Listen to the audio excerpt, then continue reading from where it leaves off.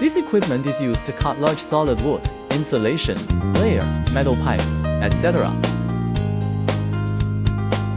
Saw blade diameter can be used for 100 mm, 500 mm, 600 mm, 650 mm.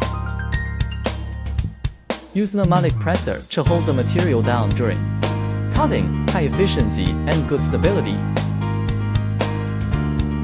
Manual tilt can cut at 45 angle.